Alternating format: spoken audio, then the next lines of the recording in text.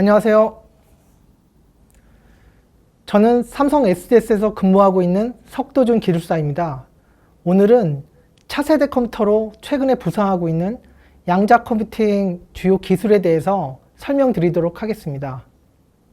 먼저 양자 컴퓨터의 개념에 대해서 간단히 살펴본 뒤에 양자 컴퓨팅 기술의 핵심 원리가 되는 큐비트에 대해서 잠깐 다뤄보도록 하겠습니다. 그리고 초전도체 기술부터 중성원자 기술까지 양자 컴퓨팅을 구현하는 기술 사례에 대해서 설명을 드리고 마무리하도록 하겠습니다. 그럼 최근에 부상하고 있는 양자 컴퓨터란 무엇일까요? 양자 컴퓨터는 양자 역학의 원리를 이용해서 기존에 사용하고 있는 컴퓨터보다 훨씬 빠르고 효율적으로 복잡한 문제를 해결할 수 있는 차세대 컴퓨터를 의미합니다. 방금 말씀드렸다시피 양자 역학의 원리인 양자 중첩, 양자 얽힘 현상을 활용해서 동시에 여러 계산을 수행하게 되는데요. 이 양자 역학의 원리에 대해서는 뒤에서 한번 살펴보도록 하겠습니다. 이런 양자 컴퓨터는 암호 해독이나 약물 개발, 복잡한 데이터 분석 등 다양한 분야에 많은 혁신 잠재력을 가지고 있다고 할 수 있습니다. 그럼 양자 컴퓨팅의 핵심 주요 원리인 큐비트에 대해서 말씀드리겠습니다. 큐비트는 양자 역학의 원리를 이용해서 0과 1의 상태를 동시에 가질 수 있는 정보 단위를 의미하는데요. 이런 큐비트에는 세 가지 주요 특징이 있습니다. 첫째로 중첩입니다. 중첩은 양자가 0과 1의 상태를 동시에 가지는 특성인데요. 이런 특성 때문에 동시에 계산이 가능합니다. 다음은 얽힘인데요. 얽힘은 한 큐비트의 상태가 다른 큐비트의 상태에 영향을 주는 특성을 말합니다. 그리고 마지막으로 불확정성은 양자 상태를 측정하기 전에는 불확실하다가 측정 순간에 상태가 확정이 돼서 결과를 계산할 수 있는 특성입니다. 그럼 여러분들이 현재 사용하고 있는 컴퓨터에서 사용하고 있는 고전적 비트와 이런 큐비트의 차이에 대해서 잠깐 비교를 해볼까요? 우선 고전적 현재 사용하고 있는 비트는 상태가 0이나 또는 1의 이진 상태를 가지게 되고요. 반면에 큐비트는 방금 설명드렸다시피 중첩의 특성에 따라서 0과 1을 동시에 가질 수가 있게 됩니다. 그리고 이런 고전적 비트는 0과 1의 고정값으로 정보를 저장하는데 큐비트는 이런 중첩과 얽힘 특성에 따라서 0 또는 1 아니면 0과 1의 동시를 가질 수 있는 확률적 상태를 가지게 됩니다. 연산 방식은 고전적 비트는 논리 게이트, 반면에 큐비트는 양자를 사용하는 양자 게이트를 사용하죠. 그리고 연산 순서에 있어서도 이런 고전적 비트는 순차 연산을 수행함에 반해 큐비트는 병렬 연산을 수행할 수 있기 때문에 가장 빠르게 연산을 할 수 있게 됩니다.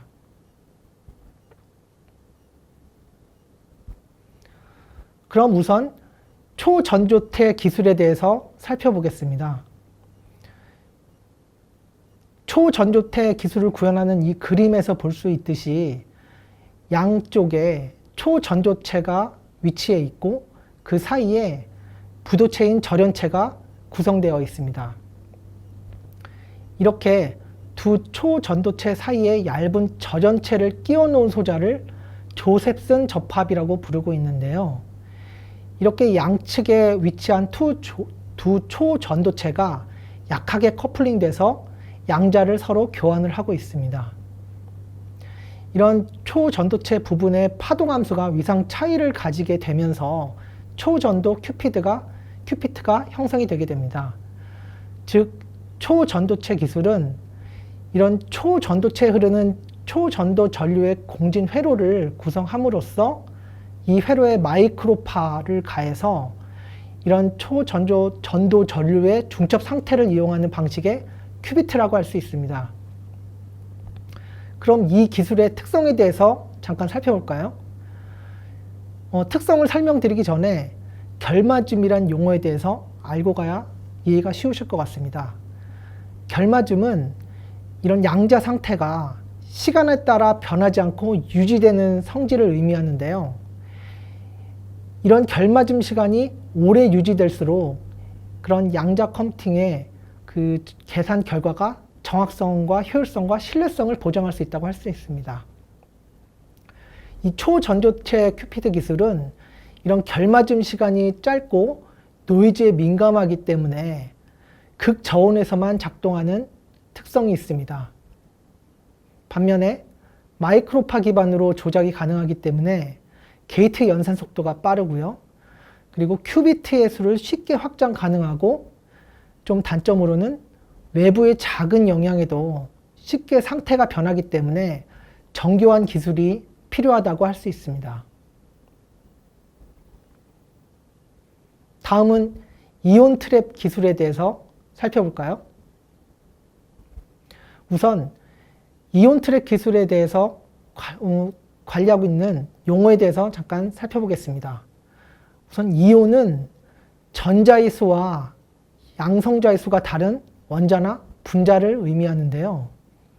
이런 이온을 전자기장을 사용해서 특정 공간에 가두는 장치를 이온 트랩이라고 부르고 있습니다.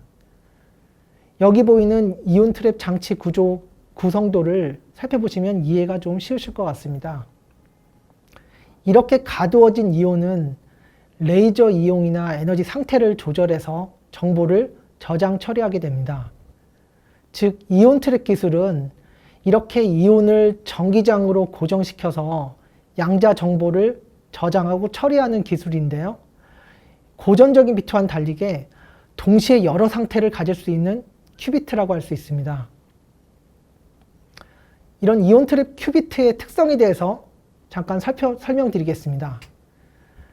이온 트랩은 레이저를 이용해서 이온을 정밀하게 제어 가능하기 때문에 양자 연산 수행 시에 높은 정밀도를 가질 수가 있습니다. 또 이온 트랩 장치에서 진공 상태에서 작동하기 때문에 외부 간섭이 최소화되고요. 이로 인해서 높은 안정성을 보장받을 수가 있습니다. 앞서 설명드린 기술과 같이 큐비트의 수를 쉽게 확장 가능하지만 마찬가지로 외부의 작은 영향에도 쉽게 상태가 변하기 때문에 정교한 기술이 필요하다고 할 수 있습니다.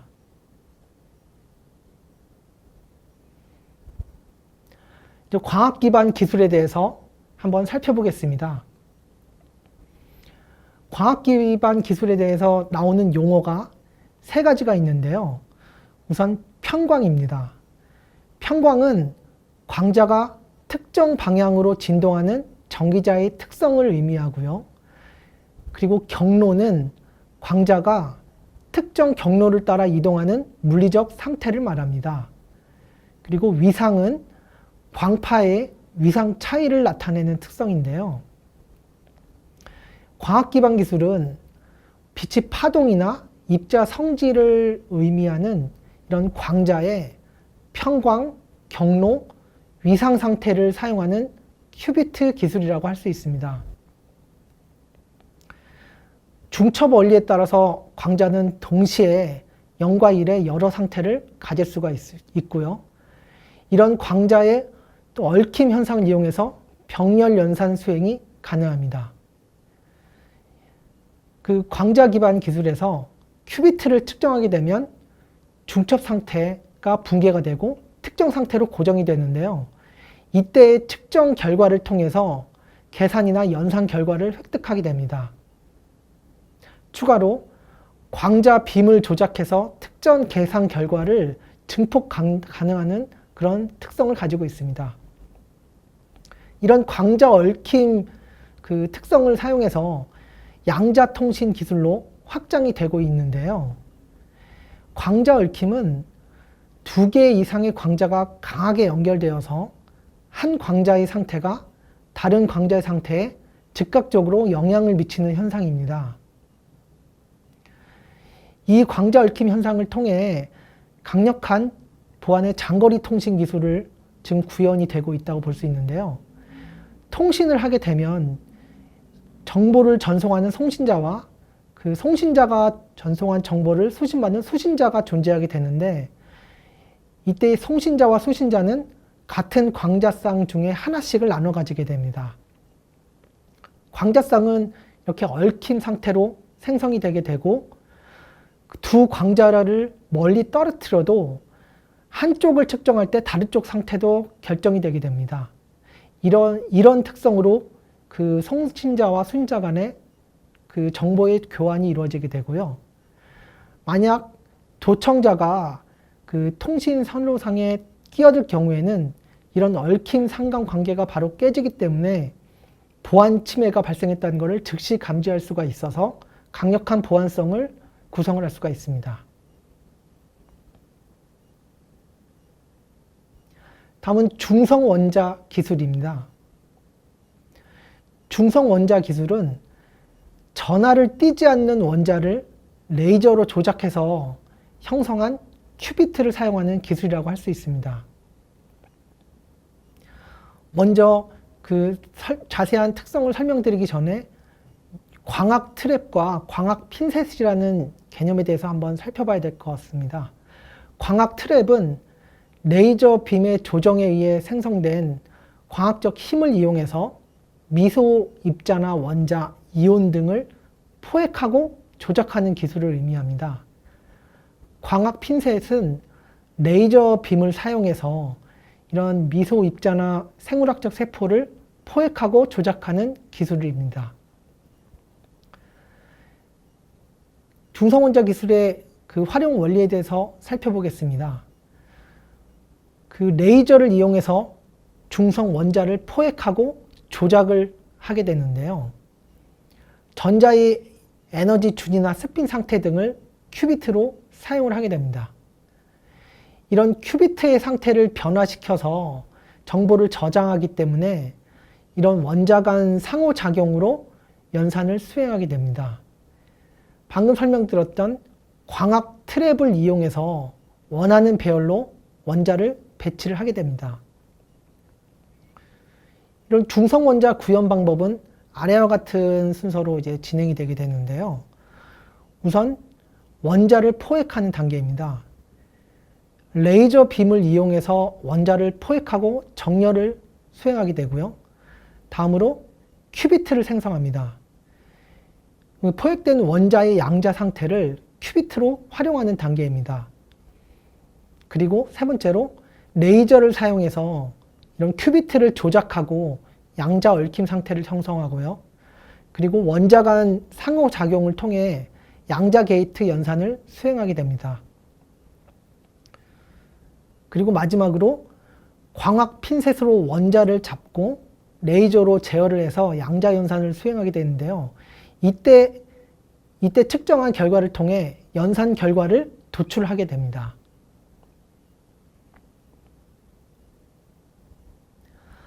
그럼 마무리 말씀을 드려야 될 것 같습니다. 방금 설명드린 양자 컴퓨팅 기술은 차세대 부각되는 차세대 컴퓨터 기술로서 이제 많이 각광을 받고 있는데요. 저희는 현재 시점에서 양자 컴퓨팅 시대를 대비를 해야 될 것 같습니다. 양자 컴퓨팅의 주요 원리가 되는 물리학, 양자역학 등의 기초과학과 기술 혁신 투자에도 힘을 써야 될 것 같고요. 그리고 하나의 국가의 기술만으로 그 양자 컴퓨팅 시대를 대비하기는 너무나 부족하기 때문에 글로벌 협력과 양자 컴퓨팅 기술의 그 획기적인 발전으로 인한 부작용이나 사회적 영향을 최소화하기 위한 윤리적 기준 마련도 지금부터 준비를 해야 될 것 같습니다. 그리고 양자 컴퓨팅 시대에 대비해서 양자 컴퓨팅의 주요 기술을 보유할 수 있는 역량을 발전시키기 위한 미래 인재 양성에도 힘써야 될 것 같습니다. 무엇보다 양자 컴퓨팅을 활용한 그런 활용 분야가 무궁무진하기 때문에 새로운 가능성을 적극적으로 탐구해야 하는 것이 중요하다고 생각이 됩니다. 네. 그럼 지금까지 그 양자 컴퓨팅 테크놀로지에 대해서 제 강의를 들어주셔서 감사합니다. 다음번에 기회가 되면 더 좋은 그런 컨텐츠로 만나 뵙게 됐으면 좋겠습니다. 감사합니다.